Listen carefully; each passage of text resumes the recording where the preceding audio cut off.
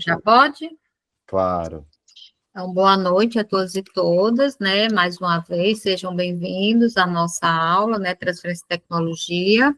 Vamos aproveitar essa oportunidade com o professor Daniel, né?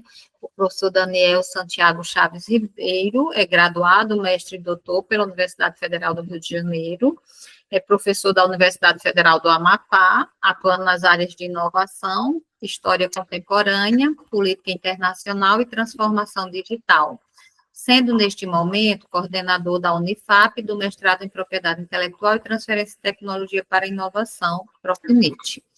Foi professor visitante na Universidade Lusófona de Lisboa, no Centro de Estudos Sociais da Universidade de Coimbra e no Centro de Estudos de Geografia e Ordenamento de Território. Recebeu em 2017 a Láurea João Florentino Meira de Vasconcelos de Inovação, da Academia Nacional de Farmácia, por atividade no desenvolvimento da instituição, enquanto diretor do Núcleo de Inovação e Transferência de Tecnologia da Universidade Federal do Amapá. É coordenador científico da Unifap Digital e pesquisador do Sumaoma Tech. Atua como comentarista da política internacional do Diário FM de Macapá e foi articulista da Globo News entre 2008 e 2012. Foi secretário de Inovação do município de Santana do Amapá entre 2022 e 2024, contribuindo decisivamente para a criação das leis municipais de inovação para o empreendedorismo de antenas 5G e desburocratização e liberdade econômica. Então, pessoal, como vocês estão vendo, e aqui é só um resumo do resumo dele, eu fiz um resumo, Daniel, né, o professor Daniel é um amigo, né, muito querido, um amigo já de alguns anos, né, Daniel, é uma parceria que nós temos aqui no Profinit, e claro que vai ser uma aula excelente, professor Daniel, né, muito obrigada por aceitar o convite e compartilhar aqui conosco, né, esse seu conhecimento. Obrigada. Eu vou só fechar meu microfone, mas eu estou aqui. Pessoal, tudo bem? Boa noite. Glória, das coisas todas que você falou, a mais valiosa para mim é você falar que é minha amiga. Eu gosto muito de você. Tenho família em São Luís, eu estou falando do Amapá, eu sou carioca, estou falando do Amapá e tenho família em São Luís. Os padrinhos do meu filho são de São Luís. Então é um prazer muito grande estar conversando com vocês. Sei que é uma sexta-feira, véspera de AV2. Nessa hora todo mundo queria estar descansando, todo mundo queria estar com a família, ou tomando uma cervejinha, ou jantando, ou simplesmente repousando. E por isso, Glória, eu vou tentar fazer uma fala, eu vou tentar fazer o meu trabalho da forma mais delicada o possível com relação a essa característica, né? Que é o fato de que a gente está na correria, a gente está realmente trabalhando aqui. E trabalhando num horário que, para todos nós, não é óbvio. Eu queria, assim sendo, contar com vocês para duas coisas, muito, muito, muito carinhosamente. A primeira delas é com relação à possibilidade de todo mundo estar aqui, na medida do possível com a câmera aberta, na medida do possível se engajando, demonstrando que realmente estamos todos juntos, no mesmo estado de atenção compartilhada, e também, na medida do possível, que vocês compreendessem que eu vou tentar ser o mais objetivo possível, o mais abrangente possível, tentando conciliar o acadêmico com o clima natural, humano, a pegada humana que deve fazer parte de uma aula numa sexta-feira à noite, né, gente? Vocês não podem nunca esquecer que nós, professores, todos, já fomos alunos. E a gente sabe muito bem como é que é a correria da vida de vocês. Então a gente guarda um enorme carinho e tem uma enorme consideração com relação a isso. Isto posto, pessoal, posso avançar? Ninguém abriu a câmera, todo mundo escondidinho. Só eu e a Glorinha. Então tá, vamos assim, desse jeito, não tem problema. Ah, o Antônio liderou. Aí, personalidade e liderança é isso, Antônio. Personalidade e liderança. Esse material eu vou deixar gravado depois, vou disponibilizar para vocês na íntegra, tá? Vou colocar também no meu canal do YouTube, que eu sempre faço algumas coisinhas à distância, coloco lá. Nós somos agora 14 pessoas aqui reunidos, nós dois professores mais 12 alunos, e eu vou tentar fazer algumas conexões, pessoal, porque eu entendo que a gente está numa época na qual, de uma forma que eu sou historiador, né, de formação.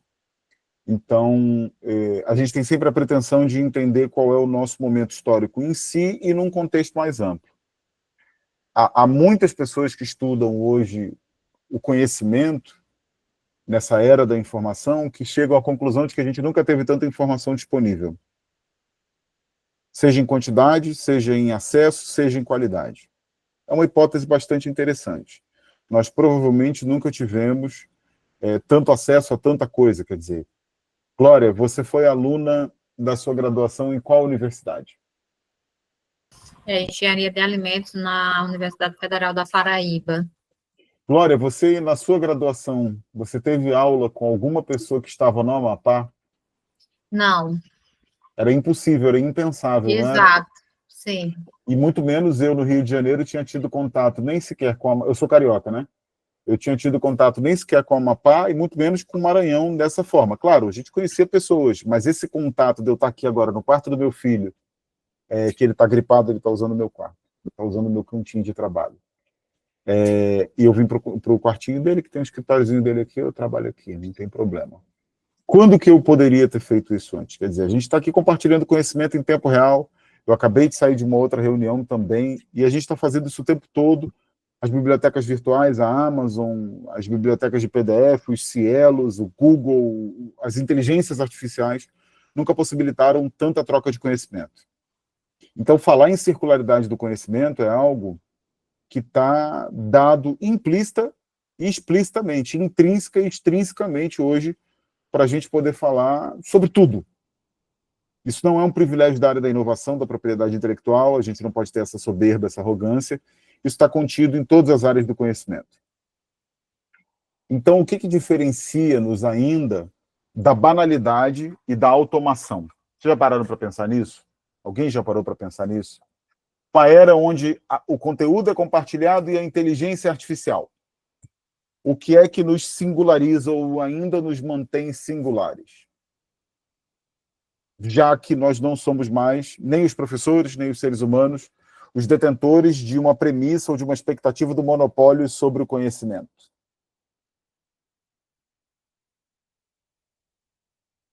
A ideia inovadora independente. Como é? Diga, Fernando.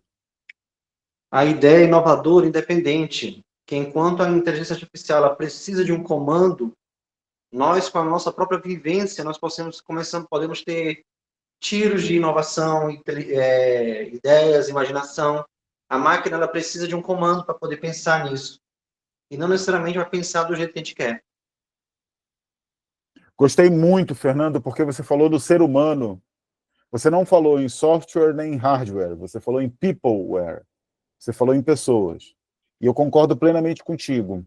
É a capacidade que nós temos de produzir vivências, e a vivência é a mãe da empatia, e a empatia é a única forma de construir relação social que nós somos capazes de trocar conhecimento. Eu sempre, quando vou dar aula de empreendedorismo tecnológico, faço questão de deixar uma coisa clara para os alunos, seja de qual nível for. Máquina não compra de máquina. Você pode usar a Amazon, você pode entregar com drone, você pode fazer o que você quiser com tecnologia.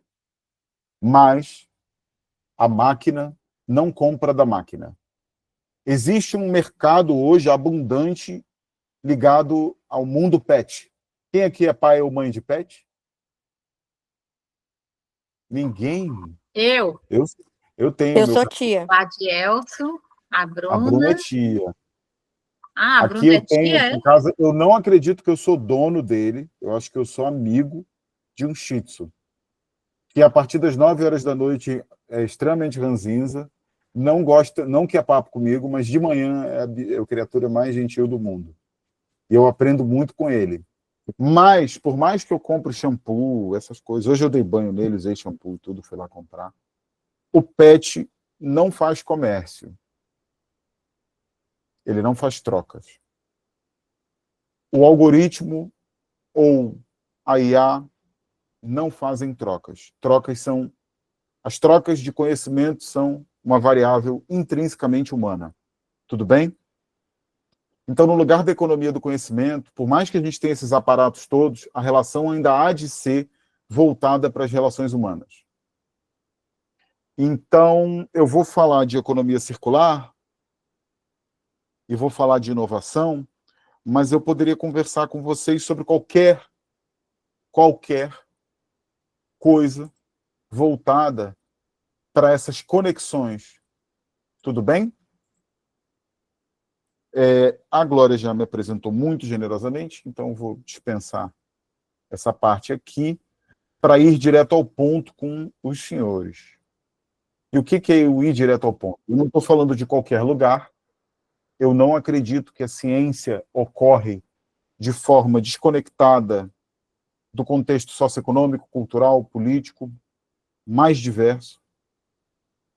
Toda a relação humana se dá numa malha que tem diversas dimensões. Eu estou falando do Amapá, eu estou falando de uma das Amazônias. Uma Amazônia muito peculiar, né? Se a gente for olhar no mapa, onde é que eu estou, né? Eu estou aqui, olha, vocês estão vendo o meu mouse transitando? Sim, sim. Por aqui passa um monte de coisas. Por aqui passa a linha do Equador. Sim. Por aqui passa o Oceano Atlântico, passa o Platô das Guianas, passa a Amazônia Setentrional e a Amazônia Oriental, passam relações que vão conectar com a Amazônia Ocidental, passam relações de fronteira, e uma fronteira muito peculiar, que é a fronteira do Amapá com a França, né? Um traço que une o Amapá e o Maranhão é a relação com a França, porque nós não fazemos vizinhança, ao contrário do que muitos dizem, com a União Europeia, mas nós fazemos vizinhança com a França, com um território de ultramar francês, que é a Guiana Francesa. Então nós somos uma Amazônia peculiar, tá? Então todo mundo que espera a selva, aqui não é só selva. Por sinal, boa parte do estado do Amapá, não a sua maioria, mas boa parte, é um território de savana ou cerrado amazônico. Macapá, por exemplo, é uma cidade de cerrado amazônico, diferente de Manaus ou Belém, por exemplo. O que nós temos em abundância? Nesse contexto de inserção tardio periférica do Amapá, nos circuitos econômicos nacional e globais. Nós temos muita água, muita água. Nós temos muita sociobiodiversidade. Nós descobrimos há pouco tempo que temos hidrocarbonetos. Quem sabe o que são os hidrocarbonetos? Alguém faz ideia? A Glória, que é engenheira, sabe, não sabe, Glória? Sim, sim, isso aí é Conta para eles o que é. Os hidrocarbonetos são substâncias químicas, né? Estão presentes nos alimentos e em outras substâncias químicas, né? Assim como os minérios, né? Você também encontra na natureza e nos alimentos, que a gente encontrou na plataforma continental amapaense? Adivinhem. Estamos, inclusive, toda a briga da margem equatorial que vai passar pelo Maranhão. Como é a pergunta, Daniel? Nós estamos passando, nesse momento, se vocês no Maranhão estão piscando o olho para isso, deveriam ficar com o olho bem aberto. Porque o Maranhão, bem como o Amapá, pode sofrer um processo, e não é nem apropriado o termo sofrer, pode ter uma alavanca de um processo de desenvolvimento econômico inédito a partir da exploração de petróleo na margem equatorial. Ah, sim, inclusive tem uma ação, eu acho que é não sei se é para o ano que vem, Daniel, que é aqui perto de São Luís, eu acho que vai ser em Rosário, realmente, tem essa, como que eles estão querendo ter uma plataforma de extração de petróleo, não sei se é assim que chama, mas eu escutei então no rádio. Vai ter muito royalty de petróleo entrando na margem equatorial brasileira, nessa região aqui que eu vou mostrar para vocês. Essa margem equatorial, que existe um Brasil equatorial, que vai do Rio Grande do Norte vamos até a cabeça do cachorro. É um Brasil que é próximo da linha do Equador, não é verdade? Que é um Brasil Aí esses conectado hidrocarbonetos que você culturalmente, está falando aqui de petróleo, né? Sim, especificamente do petróleo, Glória. sim. Então, nós temos uma série de abundâncias. O Amapá é uma terra de abundâncias. A despeito dos seus indicadores socioeconômicos não serem indicadores tão robustos. Ainda é uma diacronia que a gente precisa trabalhar melhor. Nós somos muito ricos e, ao mesmo tempo, muito pobres. Mas isso é o Brasil, não é verdade?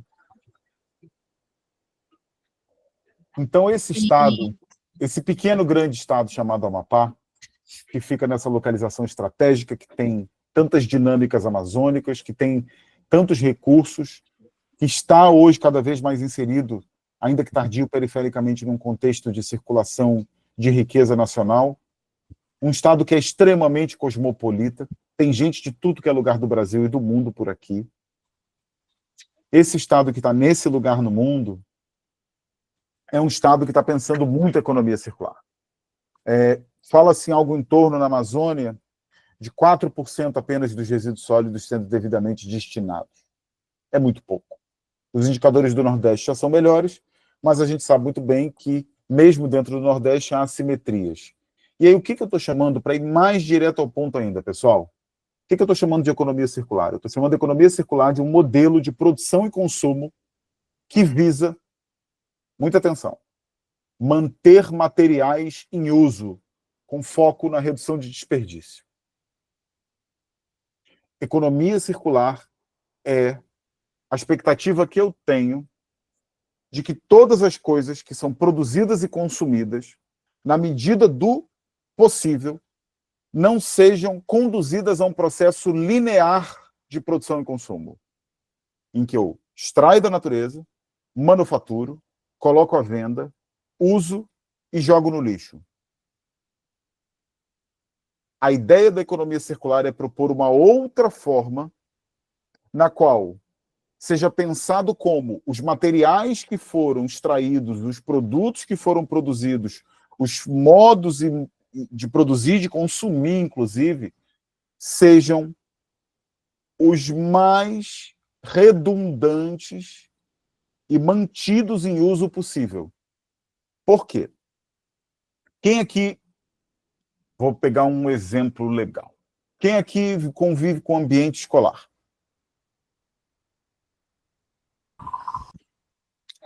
As meninas, a Bruna Soares, Edilene, tá aí?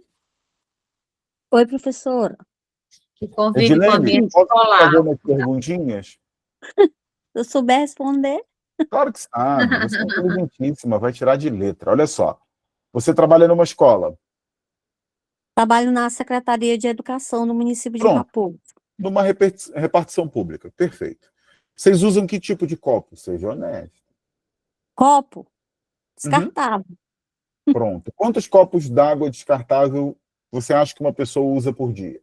Em média. Uns 3? Bom, quando a gente está em reunião, geralmente, por incrível que pareça, as pessoas ainda não têm essa consciência de utilizar o mesmo copo, né? Aí toma água, jogou o copo, descartou o copo, senta e continua na reunião. Aí daqui a Aí pouco volta pega lá de outro. novo, pega um outro, né? Não tem esse hábito de ficar pelo menos guardando aquele copo para utilizar o tempo todo. Mas assim, ao mesmo tempo que hoje também a gente já utiliza as nossas garrafinhas, né? Eu ando com a minha. Eu utilizo muito pouco o copo descartável, mas é um número ainda muito grande. Como é que você acredita que seria a forma mais inteligente, na sua opinião, de resolver esse problema do desperdício? Eu acho que é fazer um corpo que ele possa ser reutilizável.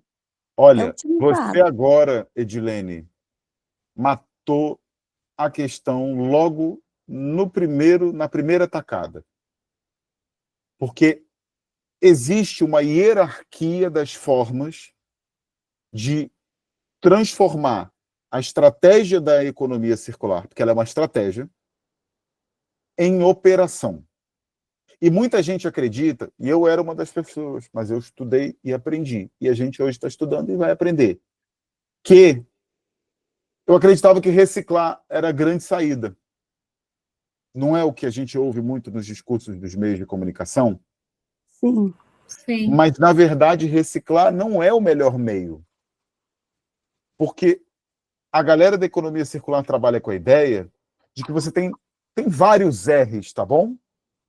Que são os chamados R's da economia circular. Tem inúmeros. Esses inúmeros R's da economia circular, eles podem ser... Muitos trabalham com a tipologia clássica dos 3 R's. Quais são os 3 R's? Reduzir, reutilizar e reciclar. Mas tem quem fale, e acadêmicos adoram, né, criar novas teorias. Há muitos acadêmicos que trabalham, Edilene, com a ideia de que, na verdade, eu vou mostrar para vocês uma excelente matéria que fala de 10 R's. Olha só. Reduzir, reutilizar, reciclar, repensar, reparar, recondicionar, remanufaturar, repropor, recusar e recuperar. Mas, para a gente se manter ainda num plano introdutório, geralmente fala-se em 3 R's. Qual é o R mais importante de todos? Tá bom? É o R do reduzir. Quando você falou para mim, Daniel, eu tenho um consumo que, no lugar onde eu trabalho, se oferece copo de plástico. Se é ainda o copo de plástico, usar o copo de plástico faz da gente um criminoso? Não, claro que não. Mas, ao invés de usar 4, eu posso usar 1. Não posso, Edilene? Pode sim. Eu já reduzi. Uma outra forma possível de lidar, que ainda não envolveu uma remanufatura, é a reutilização. E isso está intimamente, esses 2 primeiros estão intimamente associados. Se eu vou lá, tudo bem? Para um bar. Hoje é sexta-feira, a aula do Daniel vai até umas 8 e pouquinho, vou sair daqui e vou num bar tomar uma cerveja. Ou vou numa choperia. Para cada chopp que eu beber um copo de plástico, eu não posso levar um copo bonito e bacana meu, que eu vou reduzir a quantidade de copos usada e vou reutilizar um mesmo copo. Tudo isso aconteceu dentro de um estado de consciência e de educação ambiental, que é a solução mais barata e efetiva possível. A reciclagem é indesejável? Claro que não. Claro que não. A reciclagem é uma ferramenta ou é um instrumento, assim como a remanufatura, extremamente importante. Mas na hierarquia de retorno do investimento necessário, tanto do ponto de vista social quanto do ponto de vista econômico, é desejável que sequer a gente produza o resíduo desnecessário. Voltando lá para aquela definição, manter os materiais em uso e reduzir o desperdício. Então, o quanto eu puder, o que eu consumo, ser desenhado, ter um design para ser utilizado várias vezes. E para que, se por acaso ele for para a natureza, seja menos degradante. E por último, se ele for necessariamente reciclado, que esse processo seja um processo o mais saudável o possível, o menos danoso para o meio ambiente possível. Naturalmente, vocês vão estar ouvindo isso tudo e vocês vão chegar a uma conclusão lógica com muita facilidade. Na verdade, é 2 conclusões lógicas com muita facilidade. Tudo bem até aqui, Maria? Minha amiga Glorinha? Tudo bem, Você professor. está com a mão levantada. Você quer falar, minha amiga? Era só para dar o exemplo que lá na UFMA, no nosso restaurante universitário, aqui do Campo São Luís, né? São servidas 5.000 refeições dia, porque tem almoço e janta, né? E, logicamente, se usava copos descartáveis, que era mais de 5.000, né? Porque é como você está dizendo, uma pessoa pega um copo, pega outro. Mas não é mais assim, Daniel. Eu acho que desde 2020, no início da pandemia, todo mundo precisa levar sua canequinha, seu copo. Então, a gente não tem mais isso. E na área de alimentos, eu tenho uma apresentação que 20% dos alimentos, né, são desperdiçados, por quê? Por armazenamento, deterioração, as pessoas não comem tudo. E se a gente pegar esses 25%, né, de resíduo alimentício e fizer um reaproveitamento, a gente vai conseguir alimentar mais ou menos 14% da população a 15% da que passa fome no mundo.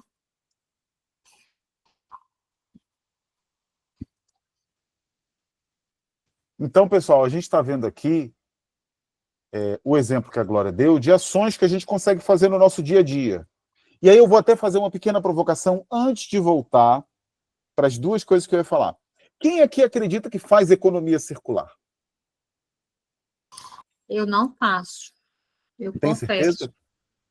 Eu confesso. Eu acho que eu faço, talvez eu faça em parte, eu acho que eu não faço, Daniel. Quem aqui acha que faz economia circular no seu dia a dia e quem acha que não faz?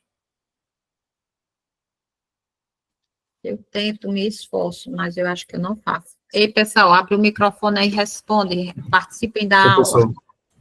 Professor, boa noite. Oi, Michael, tudo bem? Boa noite. Tudo bem, boa noite. Eu acredito, assim, que o mais próximo que a gente, pelo menos que trabalha assim nesse ambiente corporativo, o mais próximo que a gente está de fazer isso, de contribuir pelo menos de uma forma mínima, é de fato evitando utilizar copo descartável. Então, por exemplo, na empresa que a gente trabalha, uma ação que eles fazem é, inclusive, dar de brinde para os colaboradores, inclusive na sua integração, na sua chegada para os novos e outros eventos também, dar garrafas para que eles utilizem elas para tomar água.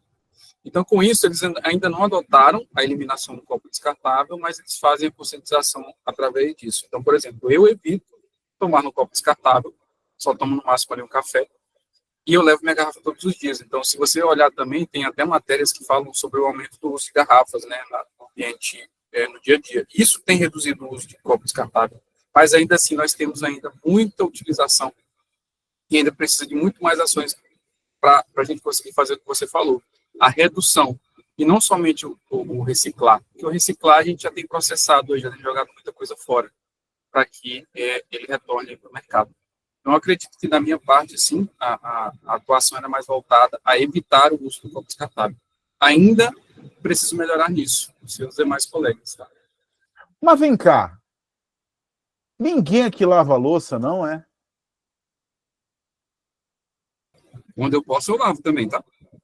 Ué, porque eu fiquei me perguntando quando vocês disseram que não fazem economia circular, se vocês, quando acabam de comer, jogam o prato fora.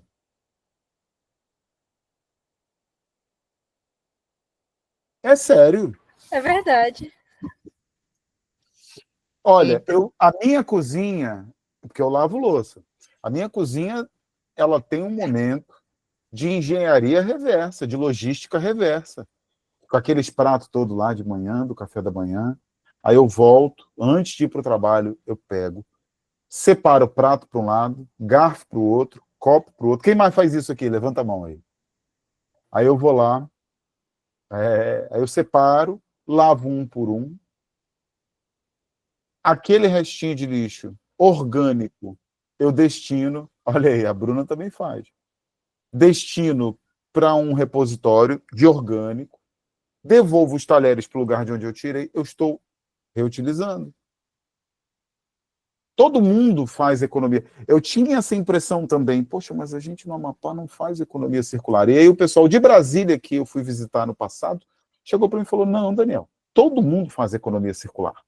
O problema não é fazer ou não fazer. Até porque o sistema cujo qual nós vivemos, que é a natureza, ele é o campeão em economia circular. A natureza não desperdiça nada, gente. O que você colocar de metal, ela oxida. O vidro vai demorar 1000 anos, mas vai se decompor. Os orgânicos vão se decompor e vão voltar como energia, como carbono para a natureza. Tá bom? Só que nós não somos perfeitos como Deus e como a natureza. Nós somos imperfeitos. E o nosso ciclo de vida não é tão longo quanto o do nosso planeta. Então é por isso que nós, em função do primeiro fator que eu queria colocar para vocês como determinante para compreender, e aí a gente começa a conectar a inovação com a economia circular, tá? Porque tudo que a gente está chamando de inovação no contexto Profinit, ou tudo não, mas uns 70% é conhecimento voltado para o que a gente chama de propriedade intelectual de natureza industrial, não é? Sim. Vamos falar a verdade. Nós, século XXI, 2025, quase 200 anos depois da Revolução, mais de 200 anos depois da Revolução Industrial, o que nós estamos chamando de desenvolvimento baseado em propriedade intelectual tem uma relação umbilical, visceral, intrínseca com as industrializações, não é verdade? Sim. Com a maximização da produção e dos padrões de distribuição de riqueza, tendo em vista a melhoria das condições de vida, de acúmulo de capital e retenção de conhecimento técnico pelo ser humano. É isso que qualifica a discussão do desenvolvimento, e é para isso que a gente está estudando inovação. A economia circular, ela vai ser uma consequência direta da percepção de que o processo linear de desenvolvimento, cujo qual foi em larguíssima medida alavancado e potencializado pelas revoluções industriais, precisa ser repensado. Então, uma resposta aos efeitos da degradação da industrialização, inclusive de que nem toda industrialização precisa ser degradante, estão diretamente relacionados à economia circular. A economia circular é uma forma de tentar mitigar os impactos ambientais sistêmicos em energia, em materiais, em água, em biodiversidade, em saúde, em valor. Vocês estão vendo aqui os 7 pilares? Estão vendo aqui? São esses os 7 pilares. A economia circular é uma forma de tentar, de forma transparente, resiliente e igualitária, ou equitativa, pelo menos, reverter os impactos, e aí são impactos mesmo, que fazem a gente sofrer com a poluição, com o desgaste de materiais, com a pobreza, com o desmatamento, com as agressões à sociobiodiversidade, com as agressões com relação à saúde, com as agressões com relação aos processos de extração que se baseiam numa linearidade produtiva. Falei muito complicado, gente? Porque eu posso tentar simplificar. Diga, Cândido. Professor, eu queria entender mais ou menos em que estágio a gente pode definir que a economia circular se encontra hoje. O meu áudio está bom? Tá ótimo, meu amigo, tá ótimo. Obrigado pela sua pergunta. Porque assim, o senhor coloca aqui todas essas ideias, toda essa questão, só que, no meu ponto de vista, hoje eu vejo uma certa dificuldade, considerando o contexto econômico e social que a gente se encontra, de tentar compartilhar ou colocar em prática esses princípios, como, por exemplo, a cada ano a gente tem um apelo de grandes empresas, como, por exemplo, um exemplo recente agora, a Apple acaba de lançar um novo modelo do iPhone, então isso, de certa forma, encoraja ali sempre uma corrida para ter novos aparelhos, para aparelhos mais modernos, mais velozes. Quando, por exemplo, uma Microsoft da vida obriga os consumidores a se desfazerem de máquinas antigas porque não prestam suporte para novos sistemas operacionais. Então, me parece, citando alguns desses exemplos, que às vezes existe meio que um descompasso entre esses princípios e a gente, consumidor, no sentido de tentar seguir essa lógica da economia circular, mas se adequar ou tentar ajustar o dia a dia diante dessas limitações que a gente acaba tendo. Mas, Cândido, deixa eu te fazer... Continua na linha aqui comigo, câmbio. Deixa eu te fazer uma provocação. Você já parou para pensar que a gente tem, e eu entendo, concordo contigo, a gente tem uma enorme dificuldade. Mas você já parou para pensar que toda sociedade ou toda civilização nasce na escassez e na pobreza? E que a riqueza, ou se tornar desenvolvido, é que são os elementos de anormalidade? Sim. Toda sociedade, toda civilização nasce pobre. A escassez é o dado inicial, é a plataforma cuja qual todos nós estaremos envolvidos e arrolados. Não há o que fazer. Então, vai ser difícil fazer economia circular. Agora, eu posso interpretar a dificuldade de duas maneiras. Eu posso interpretar que a dificuldade é um fator impeditivo, ou eu posso entender que a dificuldade é uma circunstância transicional entre etapas de maturidade cujas quais nunca chegam. Porque se você for... Cândido, me dá um exemplo de país inovador. Suécia. Geralmente o pessoal se refere aos nórdicos. E aí eu tive a curiosidade de conversar com alguns colegas de lá que trabalham com inovação, inclusive com economia circular, eles são muito bons. Sabe com o que eles estão preocupados? Em se tornar competitivos e inovadores, Cândido. Eles acreditam que eles não são competitivos e inovadores o suficiente. A busca pelo desenvolvimento, pela inovação, pela competitividade é uma busca perpétua. Então, se ela é uma busca perpétua, eu posso criar um viés de ansiedade e um viés de insaciedade perpétuos também. Certo, Cândido? É como você, Certo. por exemplo, querer... Não sei se você gosta de atividade física, Cândido. Eu gosto, mas não tem como fazer. Mas vamos lá, vamos imaginar que eu e você vamos para a academia porque a gente quer ficar fortão. Tudo bem? Certo.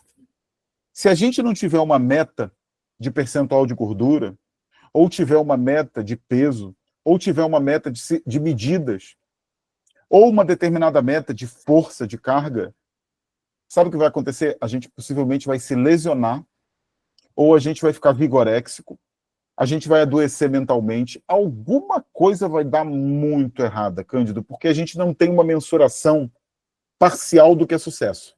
Não existe sucesso total. Não existe. O ser humano, por ser racional, quer sempre mais. Então a gente sempre vai achar que a gente não está fazendo o suficiente, que a gente não fez tudo o que podia fazer, que a gente ainda não faz o que poderia ter feito. Isso faz parte. Até certo ponto, quando isso é limitado por provisões parciais de sucesso, a gente atinge a ideia de que, ok, fiz até aqui, deu certo, essa era a minha meta. Então, por exemplo, o Daniel, eu mesmo, estou preocupado que até 2030, eu acredito piamente nisso, que haverá de haver uma predominância da economia chinesa na liderança global econômica. Vocês acreditam que essa é uma hipótese razoável? Sim. Sim. Era bom, então, eu aprender a me relacionar com chineses, o que não é uma obviedade, dado o fato de que nós vivemos aqui no hemisfério ocidental, dentro de um pêndulo de relações entre Europa e Estados Unidos, majoritariamente, não é verdade? Sim. E o que eu faço? Até 2030 eu tenho que estar plenamente condicionado a relações com a China? Mas se eu cravar que até 2027 eu vou ter aprendido o básico de mandarim, que até 2028 eu vou estar publicando, ou 29, vou publicar meu primeiro artigo numa revista chinesa em mandarim, e até 2030 eu vou fazer minha primeira missão exploratória como professor visitante, como eu fiz em Coimbra, numa universidade chinesa. Não seriam metas parciais execuíveis? Sim. É melhor do que eu criar a meta de que eu tenho que me relacionar o máximo possível com os chineses, coisa que eu talvez nunca consiga fazer na plenitude. Cândido, é a mesma provocação intelectual que eu te faço com relação à economia circular. Claro, sempre há algo mais para ser feito. Mas o feito, na economia circular, o feito é melhor do que o perfeito. Mas foi por isso que eu perguntei lá no começo, em que estágio se encontrava. Entendeu? Vai variar. Você vai ter cidades no Brasil como Florianópolis ou regiões como o Distrito Federal, que são top de linha, são lideranças na área da economia circular. Você vai ter sociedades como a própria chinesa, que são liderança hoje, expoente em várias tecnologias, dentre as quais a instrumentalização de estratégias para a economia circular, e você vai ter lugares como Macapá, por exemplo, que é onde eu moro, que ainda tem lixão, mesmo 10 anos depois da Política Nacional de Resíduos Sólidos dizer que não pode é crime ambiental. E o prazo vai sendo prorrogado. São Luís tem lixão? Sim. Tratamento de esgoto, não.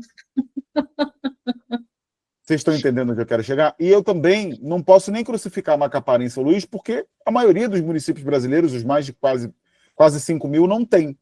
Mas eu posso, Cândido, fazer da Universidade Federal do Amapá uma Universidade Federal lixo zero. Eu posso fazer da Universidade Federal do Maranhão uma Universidade Federal lixo zero. Eu posso fazer da minha empresa uma empresa lixo zero. Porque o lixo, ele é um erro de design. Vocês já pararam para pensar nisso? Alguém que trabalha com materiais... O Antônio Diego, Antônio, você trabalha com materiais porque ele é funcionário da Equatorial, mas ele é engenheiro civil, ele trabalha, eu acho que na área da construção, né, Diego? Diego?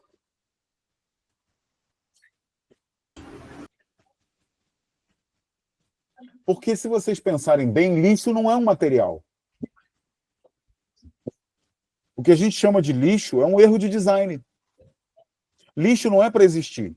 Lixo é mistura de plástico com carne podre, com líquido, com chorume, com fralda suja de criança, com metal. É uma misturada de coisas que não precisava existir.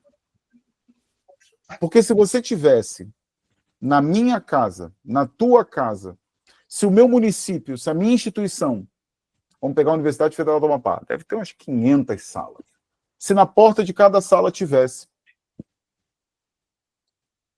os 5 reservatórios de resíduos para serem devidamente destinados, uma caixinha do orgânico, uma caixinha do isopor, uma caixinha do polímero, uma caixinha do metal, uma caixinha do vidro. Cândido, eu mataria o lixo na origem, não mataria?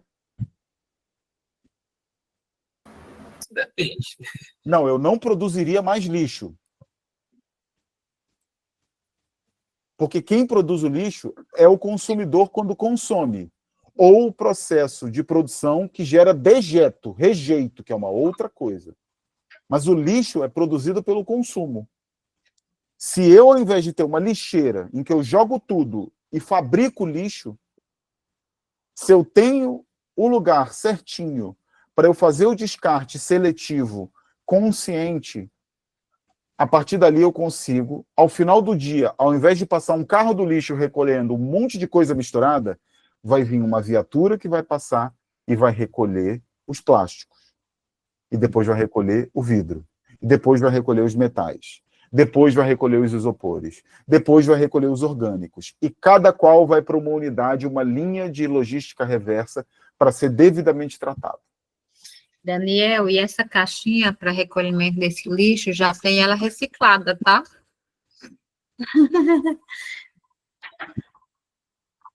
Quem quer falar? Lá de Elcio. Ô, professor, assim, Olha aqui, ó, na Amazon vende, pessoal. Tá. Professor, minha linha de raciocínio em relação a toda essa forma que você está falando, mas eu acho ainda, pegando um pouquinho do que o Cândido falou, eu acho que a questão está lá na produção, né? Fazer com que os materiais que foi produzido aquilo e você fazer a reutilização dos bens, né? Para que tenha também essa questão da economia circular. Ou seja, algumas das fábricas, na minha opinião, ela fabrica determinados produtos que você não tem condições de fazer o reparo, o devido reparo, substituição de peças, de manutenção. Eu trabalho com manutenção, né? E aí, às vezes, por uma falta de uma peça, você joga todo o produto fora. Esse é um exemplo lá de economia linear. Perfeito. Ah, tá, entendi. Então, a gente sai dessa linha de economia linear, que você não tem condições, ou seja, mas para entrar na linha circular, a empresa deveria, a produção deveria facilitar essa situação, ou seja, fazer um produto mais durável, na minha opinião, e com peças de reposição, onde eu teria condições de aumentar a vida útil daquele produto. Né? Mas aí, com essa quantidade de produtos que a gente, cada vez mais a gente produz, e já vem um outro... que nem o Cândido falou, um outro smartphone, e aí você vai e joga aquele fora, e aí já vem um outro produto novo. Pronto. As coisas não se excluem, Ladielson. Vamos chegar lá. A Samsung, que fabricou o meu telefone, ela pode gerar materiais mais duráveis, que vão manter a circularidade nessa escala aqui, a da manutenção. Você está vendo? Perfeito. Então, fortalecer. E aqui na Universidade Federal do Amapá, no projeto Recicla, que eu vou mostrar para vocês, a gente está propondo, num projeto de extensão da universidade, dar cursos para a comunidade de reparo de celular. Para evitar isso que você falou lá no final, da cadeia linear, que é jogar o lixo fora.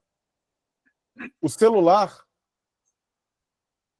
se ele pode ser recondicionado, se ele pode ser feito dele a manutenção, vamos conter aqui o produto na sua lógica de circularidade na manutenção. Mas se eu não posso manter, e esse celular não me serve mais, eu vou trabalhar para redistribuição ou reutilização. Então, é aí nesse lugar que entram, por exemplo, os pontos de entrega voluntária de eletroeletrônicos. Vocês já viram isso aí no Maranhão? Sim. Em que eu não Sim. tenho, esse celular não serve mais para mim, e eu deixo lá no ponto de entrega voluntária. Porque aí ou alguém vai perceber, pô, esse celular está novinho. Ele pode ser reutilizado, é só trocar uma bateria. E ele volta para alguém que não tem celular, por exemplo. Tudo bem? Nesse lugar, a economia circular e a economia solidária andam muito juntinhos, tá? Mas ele pode não só ser reutilizado, como pode ser redistribuído. Agora, vamos supor que a tela está trincada, ele não tem condições de uso. Aí ele vai para uma remanufatura, em que um outro celular, igual a esse, tudo bem? Que teve não a tela trincada, mas a parte de trás espatifada, ele vai emprestar o que está inteiro dele para juntar com o que está inteiro do outro, e eles vão gerar recondicionamento ou remanufatura. Aqui na Universidade Federal do Amapá, nós temos um projeto que faz parte do programa de pesquisa Unifap Digital que eu faço parte, que eu vou mostrar para vocês. O nome desse projeto é CRC. Vocês estão vendo aqui? O CRC faz isso aqui, ó, gente. Vocês estão ouvindo o áudio? Vejam se vocês escutam. Espera aí. Estão ouvindo aí? Sim.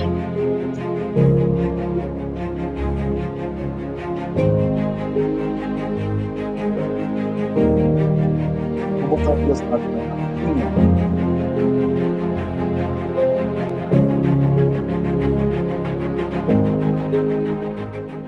Sou Moisés Salles, sou docente do curso de Engenharia Elétrica da Universidade Federal do Amapá. Sou um dos coordenadores do programa, do projeto intitulado Centro de Referência de Recondicionamento de Computadores, que vai ser implantado aqui no estado do Amapá, juntamente com os docentes do curso de Ciência da Computação e uma equipe multidisciplinar para que nós possamos conduzir da melhor forma esse projeto, que é recondicionar computadores. O lixo eletrônico é um grande indicador de contaminação do solo, dos lençóis freáticos, de toda a parte de meio ambiente. Então, esse acúmulo, essa geração de lixo eletrônico, pelas más condições de uso, pela quebra precoce dos componentes, dos equipamentos, pela ociosidade dos equipamentos e até mesmo pelo lançamento de novos modelos, condiciona-se a não segregação, a não separação correta do lixo eletrônico. Então coloca-se lixo eletrônico nas lixeiras coletivas de lixo comum, não tem uma separação devida em relação ao plástico, metal e aos componentes eletrônicos, tem as suas características particulares em relação aos elementos químicos que os compõem. Então esse lixo é totalmente danoso para o meio ambiente. Então surgiu essa iniciativa aí de coleta, separação, reciclagem e montagem de novos computadores, né? Pegaram a referência, pessoal? Quer dizer, o que o CRC faz? Ele percebe que tem um monte de sucata eletrônica. Recebe essa sucata. Instituições públicas, por exemplo, produzem sucata eletrônica para chuchu. E, ao mesmo tempo, tem escola pública que não tem computador. Então, o Ministério das Comunicações e o CRC do Amapá é um dos vários CRCs do Brasil todo, tá? Deixa eu achar onde é que está o CRC do Maranhão. Que não é o Conselho de Contabilidade.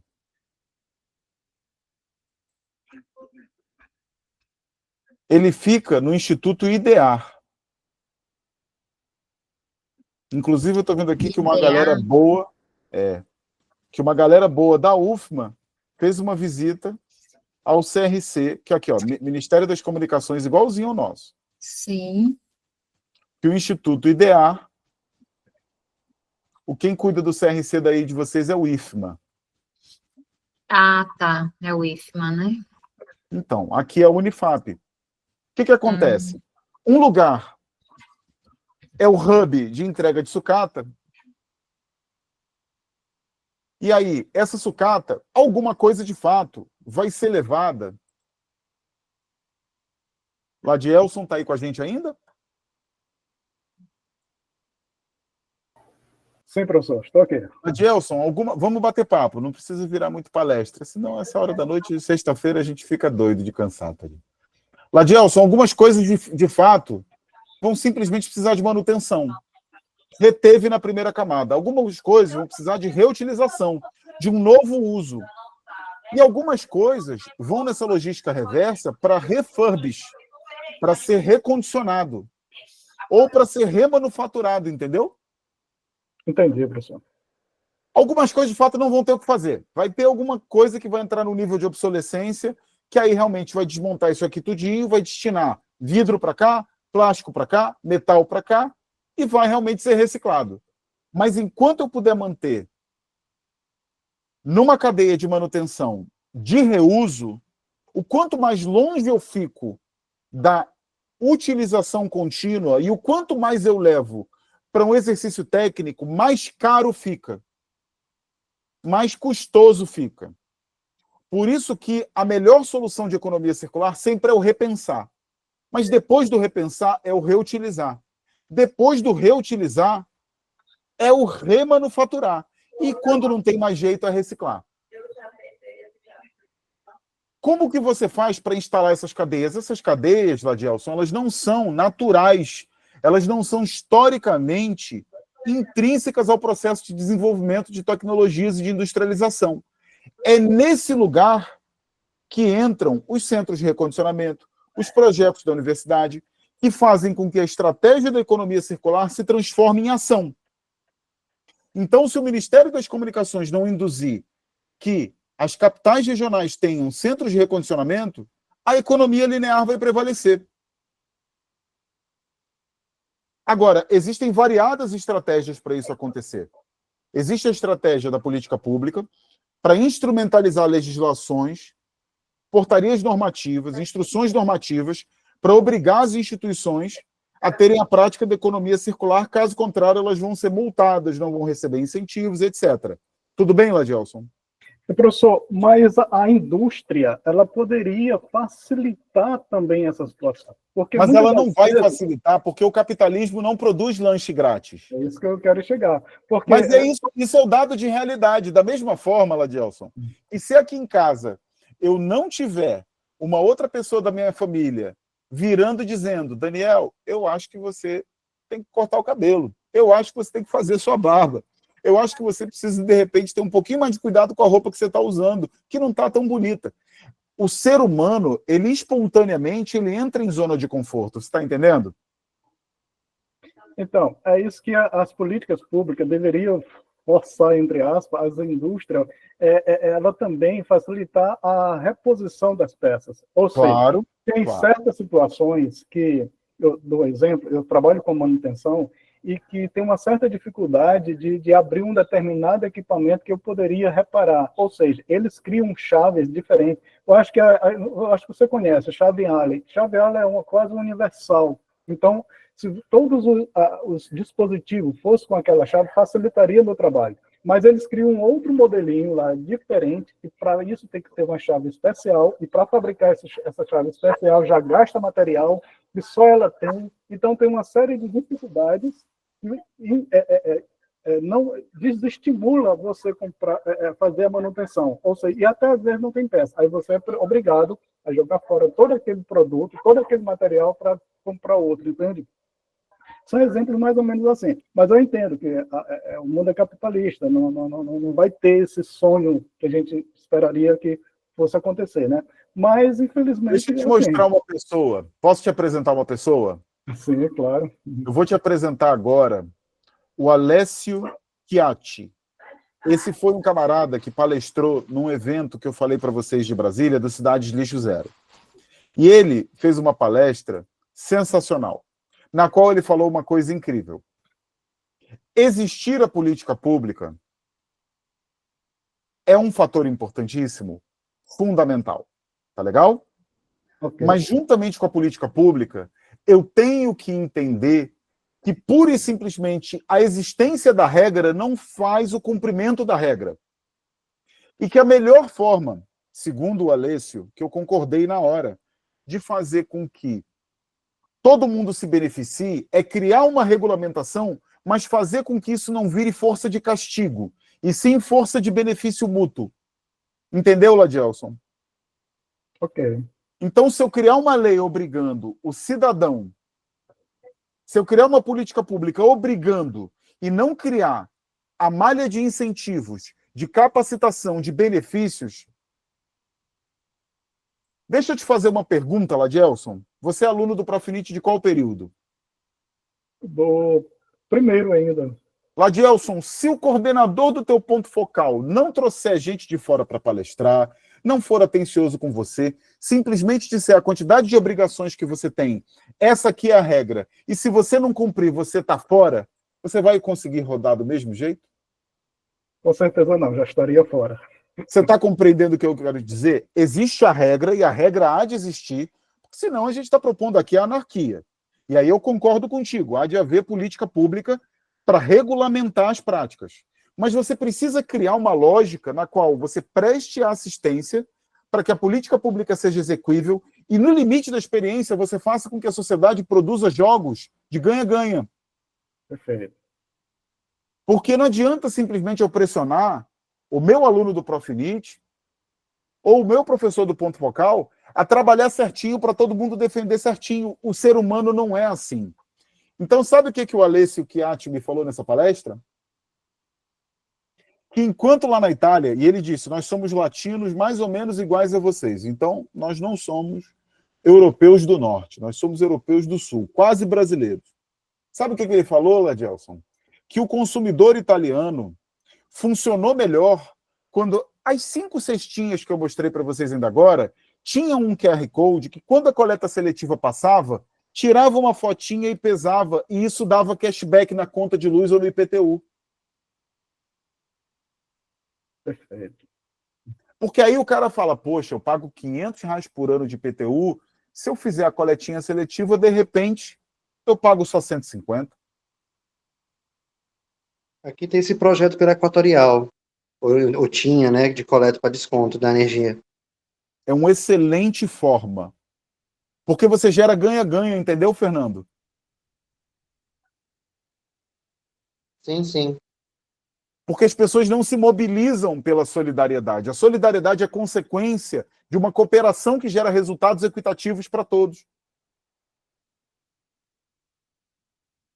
Porque se eu trabalhar tanto quanto alguém que não trabalha tanto e ganha a mesma coisa que eu, e eu perceber que se eu trabalhar um pouquinho menos, e cada vez pouquinho menos eu continuo ganhando igual, eu vou me atrofiar. O ser humano é assim. Então, a saída é você criar incentivos e regramentos. Cândido, entra na linha aí com a gente. O caminho é esse, sim. Mas, ao mesmo tempo, eu jamais teria polo industrial de Manaus se eu não tivesse tido, com a lei da Zona Franca, os incentivos fiscais. Para eu criar atratividade sobre aquela atividade, e ela é econômica. Porque vocês sabem o que eu aprendi com a galera que estuda o lixo zero e que trabalha com isso lá em Brasília? Um dos caras que ajudou a criar os CR6, de que toda vez que ele foi pura e simplesmente projeto social, ele quebrou. Mas quando ele entendeu que era para virar um business, era para virar negócio, negócio não quer dizer que é lucro e espoliação. Existem modelos de distribuição mais equitativa, mais transparente e mais sustentável. Não é verdade? Quando ele entendeu que a economia circular não era pura e simplesmente uma solidariedade esotérica, mas algo que precisava de regra, de política pública e precisava de geração de riqueza. Que a única forma de reverter a economia linear, que é rentável, é quando você propõe uma economia circular que também é rentável, nas mais diversas formas de capital. Essa é uma afirmação que eu estou fazendo que é bastante polêmica. Quem aí já não gostou? Tenho certeza que alguém não gostou. Porque sempre tem alguém que ouve isso e fala, pô, não gostei. Quer dizer que tem que gerar riqueza? Tem. Não tem jeito.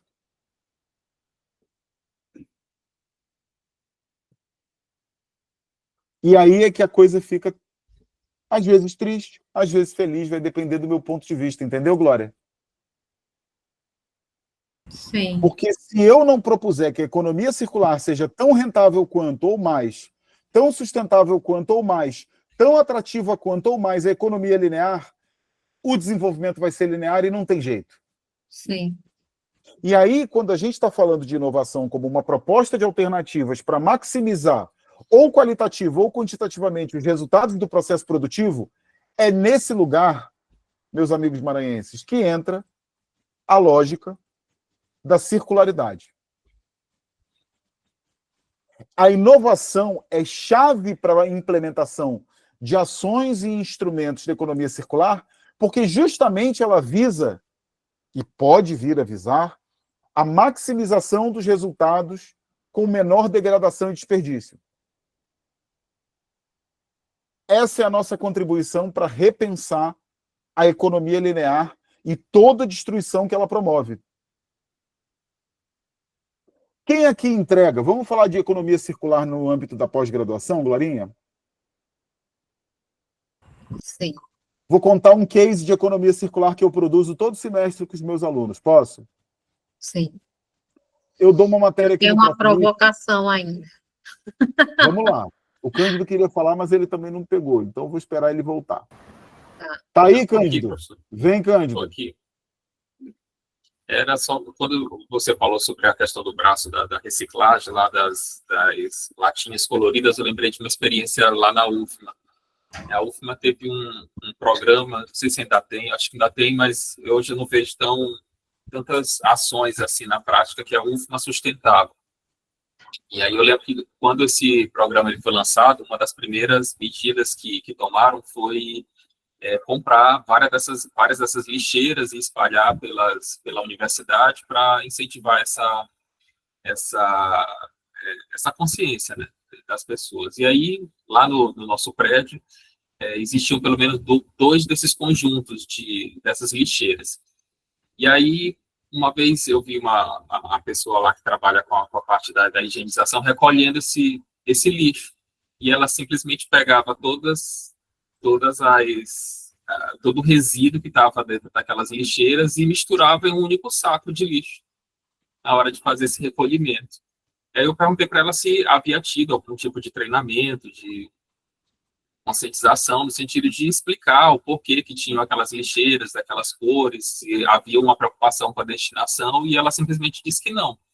E não houve nenhum tipo de conscientização nesse sentido. Então, ali eu vi a necessidade de se pensar todos os elos que fazem parte dessa cadeia, né? Que muitas vezes a instituição, nesse caso, pensa uma determinada política, mas você pensa muitas vezes só naquela parte de distribuir esses acessórios, mas você não capacita aquelas pessoas que vão estar ali lidando diariamente com esse tipo de situação. E aí foi uma coisa que eu fiquei muito...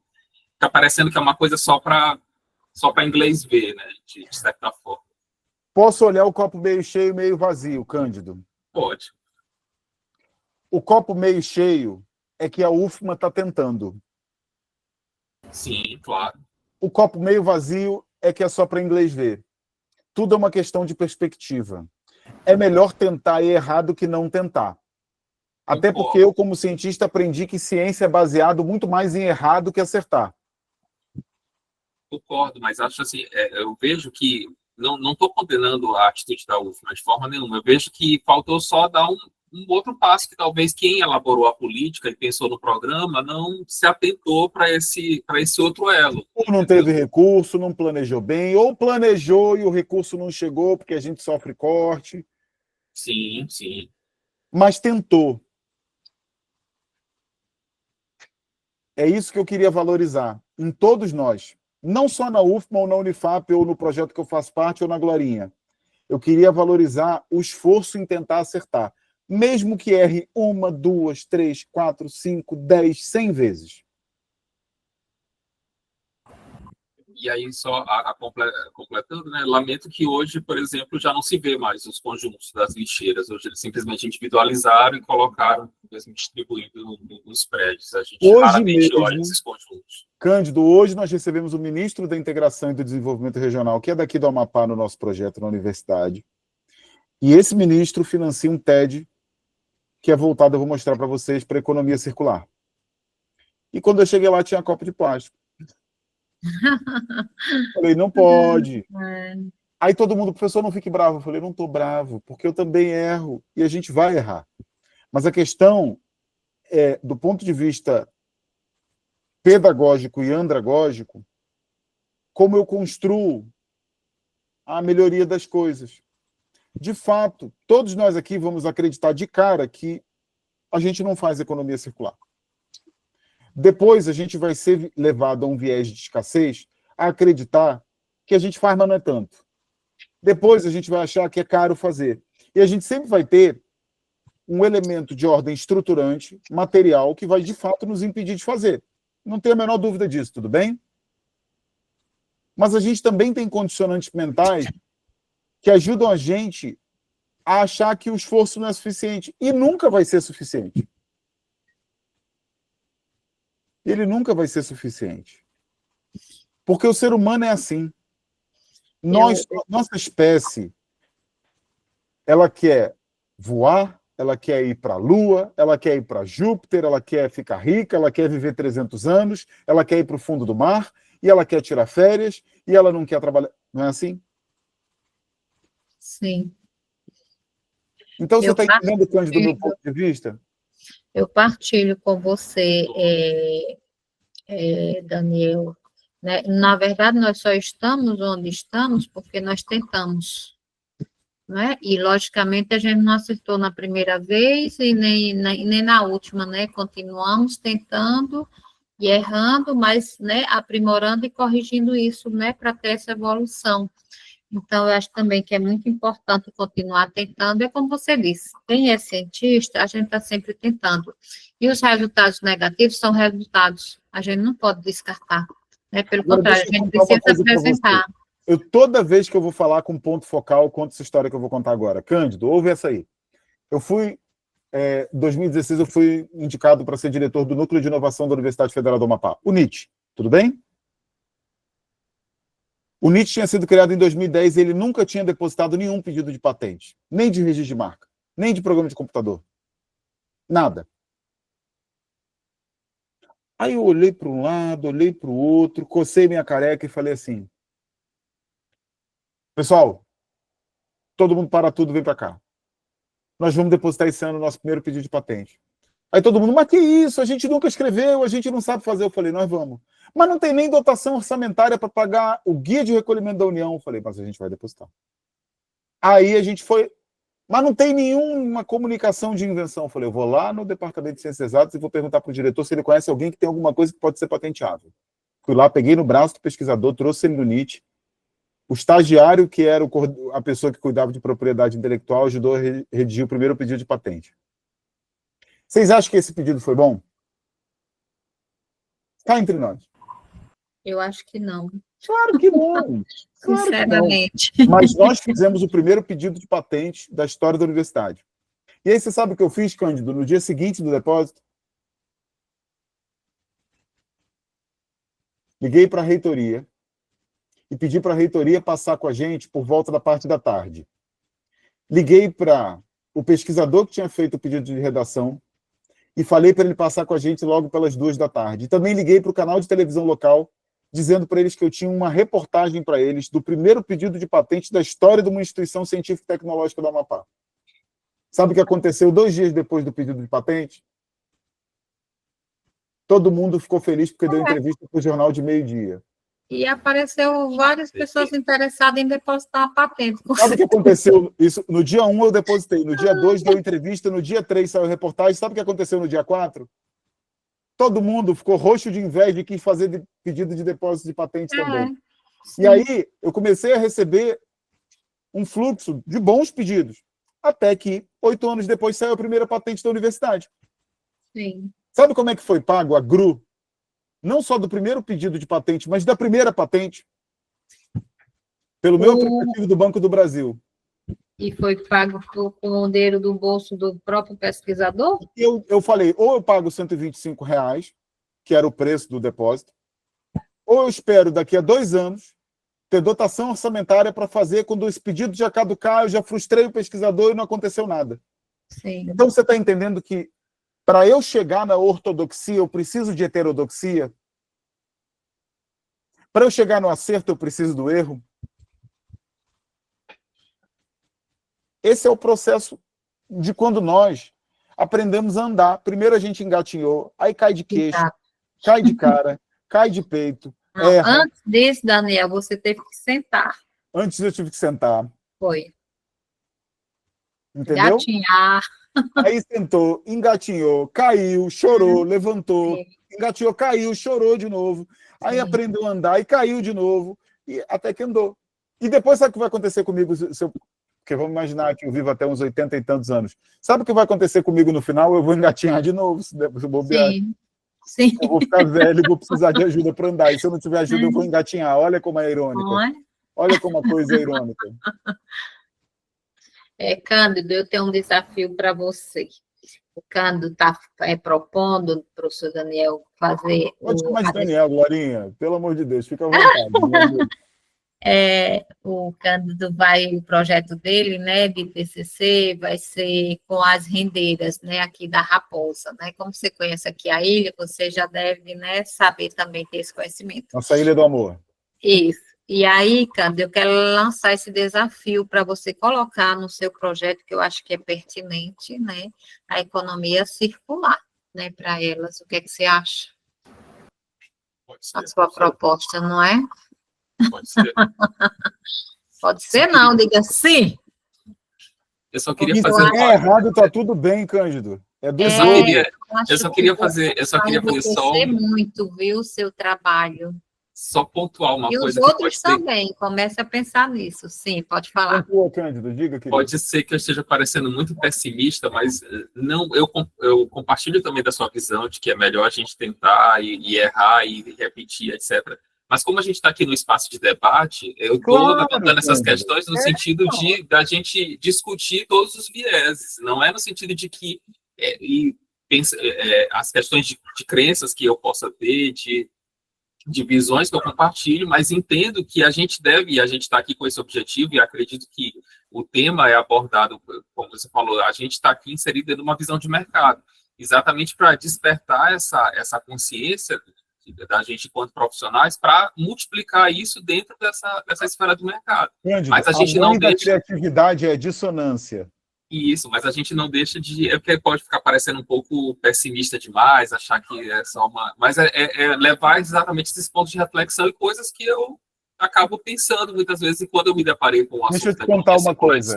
Escuta que legal. Eu trabalho num projeto em que eu sou o cara da criação, tá? Você sabe quem eu faço questão de sentar do lado das reuniões? De um cara que é o cético. Porque eu preciso do cético para me segurar. Então, os céticos são fundamentais, Cândido. Não precisa fechar seu microfone, não. Precisamos dos céticos, porque se não tiver os céticos, ninguém olha para o aperfeiçoamento, ninguém olha para o que pode dar errado. E quando a gente olhar, a gente está pulando do precipício, está gastando mais do que devia. É isso mesmo, Cândido. É isso que eu acho também, Daniel. A oposição é muito importante, senão a gente não melhora. A mãe da criatividade, gente. Vou pedir para você conversar com a minha chefe, porque geralmente ela não gosta muito. Claro que não, e ninguém gosta. Mas você tem que também saber que na casa de ferreiro o espeto é de pau, meu amigo. E é assim mesmo. Agora, não tenha dúvida, a dissonância é a mãe da criatividade. E aí, tentando dar para vocês um pouco mais de assertividade, essas são algumas áreas que eu queria mostrar para vocês, para que vocês... Eu vou deixar esse conteúdo disponível, não fiquem preocupados, tá? Vocês vão poder ver e rever isso quantas vezes vocês quiserem. Um excelente bate-papo, queria reiterar agradecimento para a Glória e para todos vocês que estão aqui. Mas, basicamente, essas são algumas áreas que eu diria para vocês olharem com muita atenção para falar em economia circular associada à área da inovação, que é a nossa área de encontro aqui. Questões de rastreabilidade, de novos materiais, de novos modelos de negócio, de otimização de logística, de novas tecnologias de reparo, de promoção de justiça socioambiental. Eu diria que essas são as grandes áreas de aplicabilidade para a gente poder falar sobre como a inovação pode alavancar a economia circular. E queria sintetizar que, muitas vezes, os meios de comunicação tratam o conhecimento vulgar, não vulgaridade no sentido de chulo, de banal, trata a lógica da circularidade como reciclagem, mas é muito mais. É um redesenho completo do nosso sistema produtivo. A inovação tecnológica é a chave que destrava esse potencial para falar em escalabilidade, em inteligência e em viabilidade econômica. Eu quero mostrar para vocês também, rapidinho, antes da gente caminhar para a reta de conclusão aqui, sobre esse projeto que eu faço parte, que é o Recicla, que é justamente um projeto de extensão da nossa universidade que capacita, que faz isso, Cândido, que você falou que é necessário. A gente capacita, viabiliza, fomenta e acelera pessoas. Veja bem, não são negócios, são pessoas, no que diz respeito à economia circular de resíduos sólidos. Esse projeto é viabilizado por um termo de execução descentralizada do Ministério da Integração e do Desenvolvimento Regional do Governo Federal. Portanto, nós somos governo federal como Unifap e somos governo federal enquanto Ministério da Integração, colocando recurso para gerar política pública e gerar resultado. E, nesse sentido, a gente está trabalhando hoje não só com aqueles cursos ágeis de nível de extensão, como a gente costuma trabalhar na universidade, mas também já estamos fazendo o scale-up na direção de ter especializações em economia circular. Mas, Daniel, por que você está fazendo especialização em economia circular? Porque nem todo mundo vai para o mestrado. E porque, não sei se vocês sabem, mas um curso de 60 horas é um curso de extensão, não é verdade, Glória? Sim.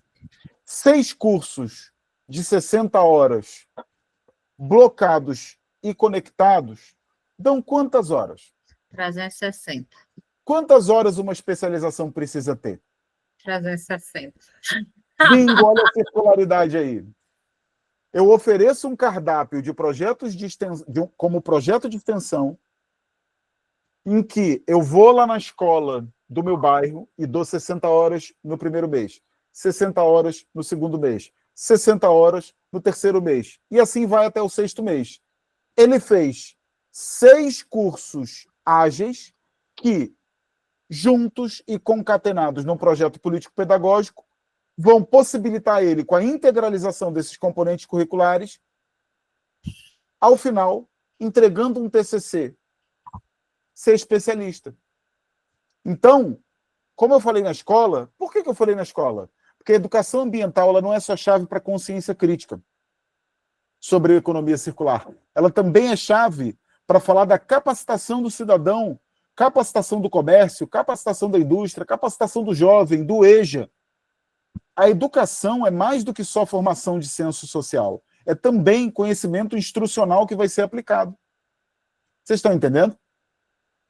Sim. Então, quando eu vou lá para a escola qualificar o professor para ele se tornar uma pessoa que fez 6 cursos ágeis e ainda por cima pegou uma especialização, e eu peço que o TCC dele não seja um artigo, mas um projeto na sala de aula que ele dá com os 50 alunos dele, vamos fazer uma continha rápida? Se eu formar no primeiro ano 50 professores cujos TCCs vão ser aplicados nas escolas com pelo menos 50 alunos, em quantas pessoas eu cheguei num ano? 2.500. Se eu passar 2 turmas por ano, eu cheguei a 5.000. 5.000. Perceberam como a escalabilidade dos métodos inovadores entra em campo? Promovendo circularidade. Então, o professor que fez o curso de extensão, ele é induzido a fazer não só 1, mas 6, e no final ele é induzido a fazer um TCC, e ele é induzido a se tornar especialista, ele é induzido... Percebe, Cândido, como a economia circular é uma estratégia que precisa de uma instrumentalidade com uma política pública e com uma capacitação fomentando? Mas sabe qual é o mais legal da brincadeira, Cândido? Esse professor vai ter um TCC que é um projeto tecnológico, não é? Como a gente captou um recurso do governo federal, esse TED, sabe o que a gente faz com esse professor? Convida ele a candidatar o projeto dele para o Prêmio Recicla, em que a gente coloca um fomento de R$200 mil em várias categorias, dentre os quais os educadores, dentre os quais os projetos comunitários, dentre os quais as startups, em que a gente vai colocar recurso não reembolsável para ele começar a desenvolver aquela tecnologia. Tá legal? Então, ele, além de fazer o TCC com um projeto para escalar na escola, ele também é induzido a fazer um bom projeto porque ele ainda pega um recurso. Você está percebendo que a economia circular é um pipeline? É um fluxo que precisa de ser construído? Então, é com essa mensagem que eu queria deixar para vocês hoje, Glória, que o que a gente está falando, quando fala em inovação, se for inovação para linearidade produtiva, a gente vai construir mais do mesmo. Agora, se a gente vai construir, observem bem com muita atenção, se a gente vai construir essa lógica, tá bom? Na qual o que a gente está chamando de economia circular, de inovação, vão gerar uma retroalimentação na qual o processo é um processo que visa ser redistributivo, equitativo. Aí, gente, eu estou falando de muito mais do que pura e simplesmente produzir um resultado que escala linearmente. Ele produz resultados múltiplos e circulares ao escalar não só na primeira camada, mas em várias. Vocês viram o exemplo do Recicla? O Recicla é economia circular aplicada. Posso dar outro exemplo para vocês? Sim. Estou dando a disciplina optativa de ambiente de inovação esse semestre. Tudo bem? Como que a gente, professor universitário, doutor, costuma fazer, Glória, para pedir que os alunos mostrem se entenderam uma determinada bateria teórico-metodológica? É uma avaliação, né? Em geral, Em geral isso. É o quê, Glória? Em geral é uma avaliação, que é uma prova. Ou é uma prova, ou é um... Pode ser um seminário, né? Um relatório. Como eu sou da área tecnológica, eu estou pensando na área da tecnologia, Daniel. Pode ser um artigo? Um artigo, pode. Tá, Sim. Cândido, deixa eu fazer um teste aqui contigo, você que é o nosso voluntário para todas as horas, Cândido. Abre o microfone e conversa comigo, Cândido. Cândido, se eu te disser que ao final dessa aula aqui, eu quero um artigo, você vai topar fazer de bom gosto ou vai falar, puxa, mais trabalho? Abre o teu coração para mim e fala a verdade. Puxa, mais trabalho. E se eu te disser que é para publicar numa revista, Qualis B1, que vai servir para você utilizar ela como insumo para o seu TCC do Profinit, porque, em última instância, vai fortalecer o seu conjunto de produtos que, por sua vez, vai facilitar o teu trabalho na defesa do TCC. Aí a gente redefine a prioridade. Gostou? O que eu estou falando para os meus alunos de ambiente de inovação? Eu quero cada um de vocês escrevendo um artigo que conecte o conteúdo da matéria com o conteúdo do TCC de vocês. Mas não é para ficar na gaveta. Nós temos uma revista que é bem jovenzinha, chamada Inovação na Amazônia, que está começando a se indexar. Então eu falo para eles, vocês vão produzir um artigo para a minha matéria, mas na verdade vocês estão publicando um artigo numa revista e por ele estar conectado no tema de TCC de vocês, ele ainda vai servir para a qualificação de vocês e para a defesa do TCC. Sim. Então, na verdade, eu estou ajudando você a fazer o seu TCC com mais facilidade e tu ainda vai sair com uma linha no teu lápis para ficar todo feliz e pimpão. Sim. A gente também tem feito isso, Daniel. Muda completa. A circularidade muda a ideia de sobretrabalho. ela faz com que o resultado crie um fator de multiplicação exponencial. Vocês estão entendendo? Sim. Então, a circularidade não é um princípio solidário, sustentável. Subindo. Alô? Oséias? Ih, o Oséias... Foi, deixou- Zé. Áudio vazado, professor. Áudio Desculpe. vazou. Pô, tudo bem, já tive vazamentos de áudio bem piores, Oséias.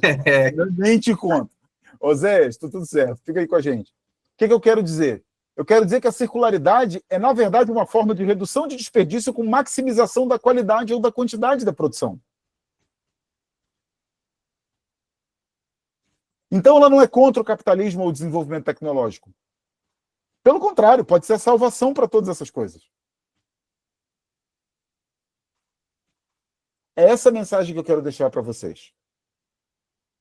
Que o quanto a gente puder ser circular, mais rentável, mais escalável, mais robusto é o nosso produto. Mais robusta é a nossa experiência. Essa é a grande mensagem que eu queria deixar para vocês hoje, pessoal. Repensar, reutilizar, reciclar, recondicionar é, na verdade, maximizar a produção. É fazer da gente mais rico. É fazer da gente mais escalável e mais inteligente. Sim. Estou aberto para perguntas, manifestações, dúvidas, mas, acima de tudo, queria dizer a vocês muito obrigado. Queria dizer a vocês parabéns. A Glória é a coordenadora do ponto focal de vocês, não é? Não, eu fui até julho, Daniel, e a partir de 1º de agosto é o professor Tony Clay, e eu estou na vice-coordenação. Eu lembro. Hã? Eu lembro que você falou do Tony Clay que tinha subido. Mas, olha, eu quero dizer para vocês que vocês têm na Glória uma pessoa que tem um profundo carinho pela área da inovação, pelo Maranhão e pela UFMA, e por todo o Estado, porque a gente acaba transcendendo os muros, e é uma pessoa da maior amabilidade, da maior competência. É uma pessoa que eu sempre que encontro, sempre que eu converso, faço questão de ser muito carinhoso e muito educado, porque é uma pessoa que é referência. Então, eu queria parabenizar todos vocês pelo trabalho desempenhado e, principalmente, parabenizar vocês por terem a Glória como coordenadora, como pessoa Eita, Daniel, que fiquei muda. ajudou tanto. E queria agradecer, por último, pela oportunidade em estar aqui dando uma contribuição humilde, modesta. Esses aqui que são em tela são os meus contatos, tanto no Instagram, eu troco follow, tá? Quem quiser me seguir, eu sigo de volta. Esse é um site pessoal que eu construí para colocar as minhas coisas não virando simplesmente uma linha no Lattes. E esse é meu telefone de contato com o WhatsApp para quem quiser trocar ideia e quiser trocar experiência. Eu estou às ordens, estou à disposição. Para mim é uma alegria, é um prazer. Eu sei que é sexta-feira à noite, mas isso aqui para mim é quase o limite da diversão e do trabalho. Não vejo como uma coisa cansativa, não vejo como uma coisa exaustiva, vejo como uma oportunidade de estar com gente boa, falando de coisa boa, em prol de coisa boa. Obrigado. Daniel, muito obrigada. Claro, né, que eu fiquei aqui sem palavras, mas você sabe, né, que existe essa reciprocidade, né, já nos conhecemos há um bom tempo, e assim, né, tudo que você disse a meu respeito, você sabe que eu também considero em você, né, e por isso existe essa parceria, né, eu acho que fazemos um bom trabalho, não é? A gente se esforça enquanto um professor, pesquisador, e a gente faz, né, o nosso melhor para colher, né, esses que são alunos, logicamente é um mestrado profissional, né, já são profissionais, de fato, mas que a gente ainda consegue fazer, né, essa parceria com todos eles. E aí quero lhe agradecer mais uma vez, né, por essa sua disponibilidade, seu carinho, né, a sua atenção, a sua competência, e pelo compartilhamento desse conhecimento, não é?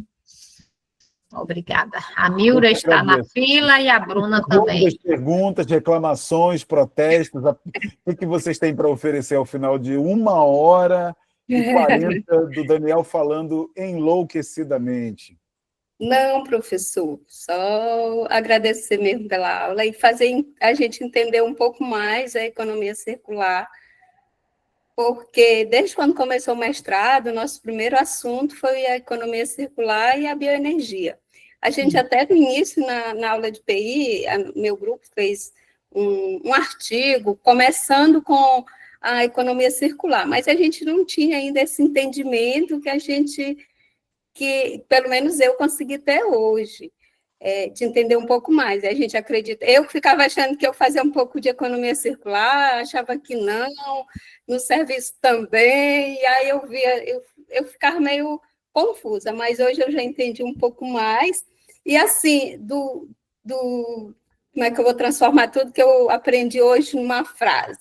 Eu entendi que a economia circular, ela não vai sobrepor a economia linear, mas ela vai, a gente precisa dela para manter um equilíbrio ambiental. Então, a gente precisa ter essa consciência ou essa sensibilização para a gente manter esse equilíbrio ambiental, né?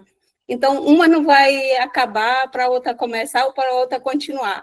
As duas vão continuar e a gente é que precisa ter essa consciência, essa sensibilização. Eu costumo falar, professor, sensibilizar, porque conscientizar, eu não uso muito essa palavra. Eu costumo falar que é sensibilizar. Então, hoje foi isso que eu aprendi. Eu quero lhe agradecer muito. Eu que agradeço por gentileza. Essa clareza, que a gente ainda tem muito a aprender, é um assunto muito bonito. Muito Todos bom. nós. Então, eu estou aí para seguir. E você já faz economia circular, viu? Eu agora lavo os pratos. No serviço eu costumo usar um copo, quando eu não uso o meu, eu uso um copo, coloco lá meu nome e eu uso o tempo todo. E eu também, não atrapalhando aí a Bruna que levantou a mão, a gente, como eu trabalho no hospital universitário da Universidade Federal do Maranhão, e eu sou da área da enfermagem. Na verdade, eu sou no superior, não sou dessa área, sou no serviço técnico. E aí a gente tem dois containers, um para colocar material lixo comum e outro para colocar o lixo biológico. E a gente vê o tempo todo essa troca, né? Aí sempre tem alguém dizendo assim, olha, esse lixo, a luva, por exemplo, não é nesse lixo, é nesse. E aí são muitas pessoas que a gente o tempo todo tem que lembrar isso. Aí hoje eu descobri que também isso é uma economia circular. Colocar o lixo no lugar certo, para na hora de recolher ir para o lugar certo. Sim. Muito obrigado. Eu que agradeço muito. A Bruna aqui. Isso, boa noite, professor. Assim como a Milra também, né, agradecer pela excelente aula, deixou muito mais claro o nosso entendimento, né? Como ela falou também. Conteudista, viu, gente? Sim, sim. E aí, a questão não é nenhuma pergunta, na verdade, até uma pergunta também, porque, assim, hoje eu trabalho no IEL, Federação das Indústrias do Estado do Maranhão, a entidade da FIEMA, e hoje nós tivemos... né? Oi? É o Valdo Lodge. Isso. E hoje, juntamente com o Observatório da Indústria, né, que recentemente foi inaugurado aqui no Maranhão, nós tivemos uma reunião muito interessante. Acredito que você já ouviu falar, professor, sobre o BAS itinerante, que é uma iniciativa, né, que está rodando aí algumas capitais do Brasil, e a gente recebeu essa demanda para rodar o encontro aqui, que vai acontecer no dia 8 de outubro, né? Também ainda vou conversar com a professora Glória melhor sobre isso, porque, assim, uma ideia muito boa de que eles têm de mapear as tendências das melhores práticas e desafios no ambiente de inovação. O sistema S é determinante, Bruna. Isso, tanto de bioeconomia, não deixa de tratar também economia circular, né? Muito do que você falou aqui hoje, a gente conversou na nossa reunião também. Então, assim, eles estão com uma ideia muito legal, voltado para a questão da Amazônia Legal, Amazônia Mais 21 também, né? Que eles querem aí conversar com cada estado sobre trazer conexões e articulações que envolvem setor privado, o sistema S como um todo, envolve todos os atores, universidades, pesquisadores. Então, eu vejo assim que para a gente que está estudando Profinit agora, fazendo Profinit, é uma oportunidade muito boa de estarmos nesse evento, né? Porque além do BAS itinerante que acontece no dia 8, a gente vai fazer ele, na verdade, juntamente com a jornada de inovação, que é agora um projeto que a CNI fechou junto com o Sebrae Nacional também, para trabalhar em todos os estados. Então, assim, a gente precisa do apoio de todos os atores envolvidos para que a gente consiga trabalhar e fomentar ainda mais esse sistema de inovação, esse ecossistema de inovação aqui no nosso estado, na nossa cidade, principalmente. Bruna, sabe o que eu estou fazendo aqui para ajudar a organizar esse meio-campo? O quê? Criei, você vai dar risada, tá? Criei um grupo de WhatsApp chamado Rede Amapaense de Economia Circular. Legal. E aí, vou lá nos catadores e faço isso aqui. Não é brincadeira. Vou mostrar para vocês. Eu abro meu telefone e aí eu pego e mostro para eles uma coisa. Primeiro, obviamente, essa conversa existe dentro de um contexto, né? Eu vou lá e mostro isso aqui. Vocês não vão conseguir ver, eu acho, né? Não dá para ver, Daniel. Não, o brilho tá bem Muita alto. luz. Deixa eu ver se eu consigo diminuir o brilho e vocês vão ver. O brilho já está no mínimo. Eu vou lá e mostro. É o seu fundo também que está. É o meu fundo, então deixa eu tirar a coisa do fosco, que eu acho que ajuda. Pronto. Deixa eu tirar o fosco, acho que ele vai facilitar. Aqui, pronto.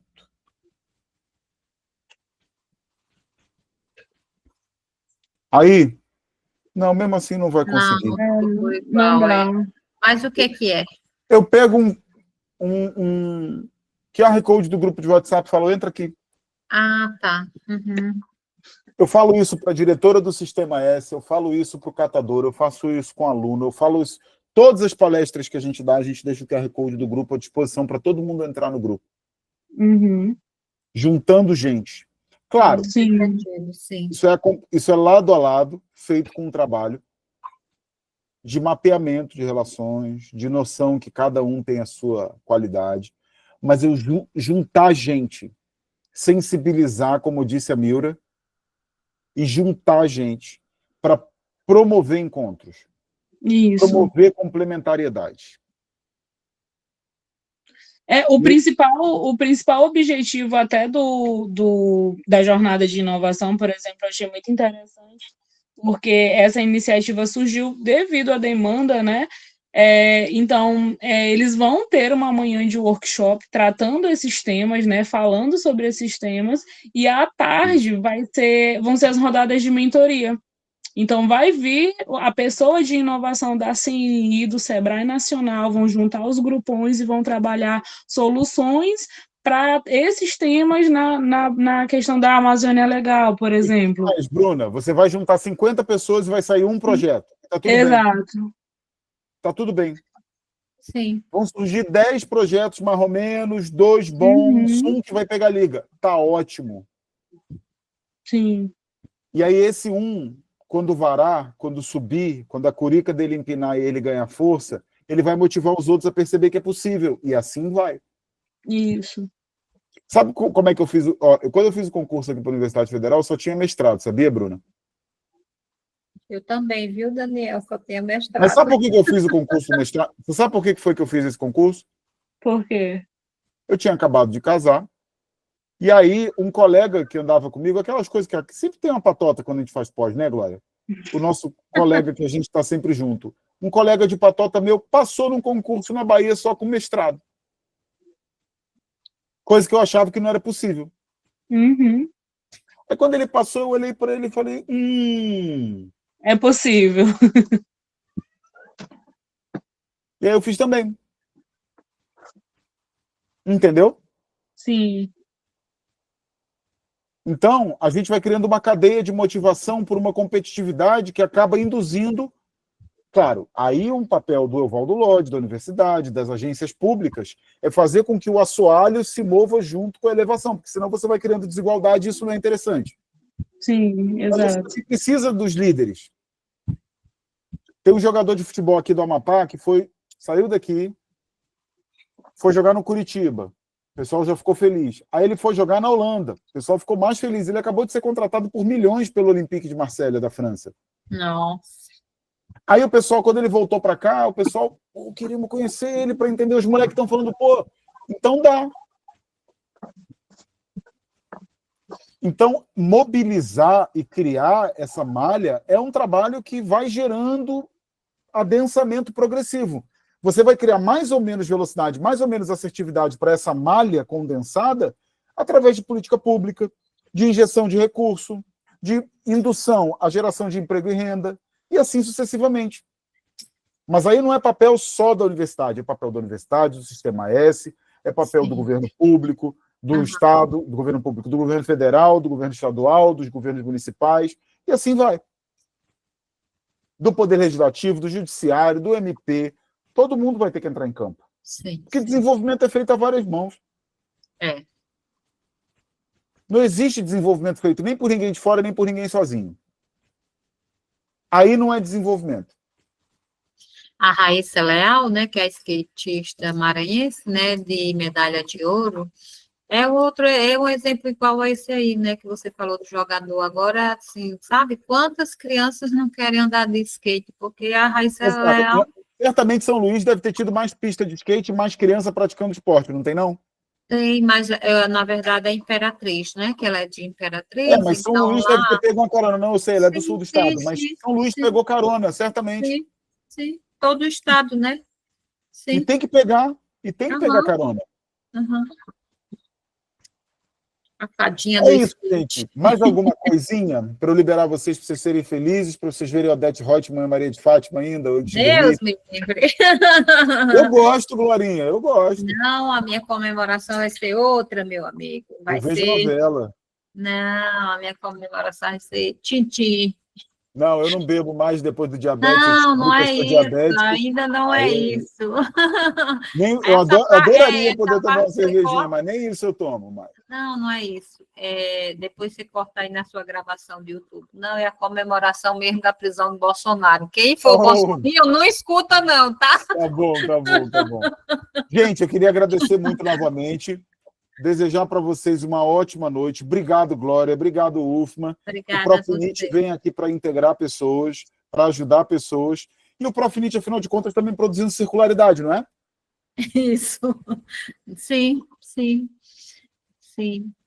Gente, um beijão grande para todos vocês. Beijo, bom final de semana, pessoal. Boa prova amanhã, hein? Depois boa prova. Boa noite, obrigada. Tchau. Preparamos uma prova de PI que é... Boa noite, tchau. Aí, o professor Daniel que elaborou a prova, hein? Eu mesmo. Não assusta, professor, pelo amor de Deus. Não, é para dar uma última olhadinha. O meu filho, eu sempre brinco com ele aqui, ó. Às vezes ele tá reclamando de um buraco na rua, que tem outro aqui em Macapá, né?